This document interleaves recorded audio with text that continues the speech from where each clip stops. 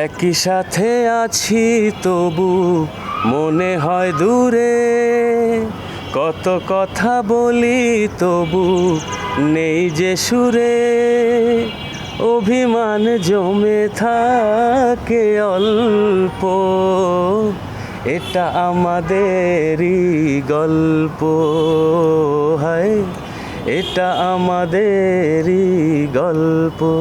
সবাইকে বলার আগে আমাদের আন্ডারস্ট্যান্ডিংটা খুব ভালো থাকে, রাজমামা এবং আমরা অনেক খাটাখাটনি করার চেষ্টা করি। একটা গান ভালো বানানোর জন্য যতটুকু দরকার ততটুকুই সর্বোচ্চ দেওয়ার চেষ্টা করি।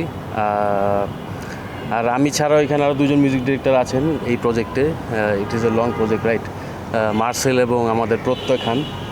সো ওদেরকেও ভালোবাসা, আর সবাইকে ধন্যবাদ। আসলে এরকম সাপোর্ট আসলে অনেক বড় একটা ব্যাপার। আর নাটকের গানে আমাদের যে এক্সপিরিয়েন্সটার ইদানিং অর্জন হয়েছে, যে মানুষ আসলে ব্যাকগ্রাউন্ড স্কোর নিয়ে অনেক কথা বলছে। সো আমরা নাটককে নাটক হিসেবে দেখছি না, আমার মনে হয় একটা সিনেমার প্র্যাকটিসটা হয়ে যাচ্ছে। অ্যাকচুয়ালি বেসিক্যালি আমার প্র্যাকটিসটা হচ্ছে, যেহেতু দেশে সিনেমা কমও হচ্ছে। সো আশা করি যে এর মাধ্যমে সবার প্র্যাকটিসটা ভালোই হবে, অ্যাটলিস্ট লিসেনিং প্র্যাকটিসটা, ব্যাকগ্রাউন্ড স্কোরের প্রতি মনোযোগী হওয়াটা। হ্যাঁ, এটা মাহমুদ মানজুর ভাই লিখছেন গানটা।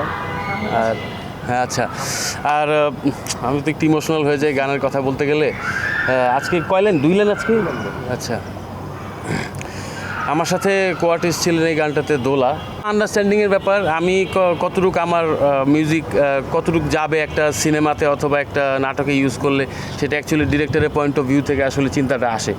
সো মামা সলিডভাবে হয়তো বা চিন্তা করে দেখছে যে রুমিকে দিয়ে কী কাজে লাগানো যায়। So I think it working.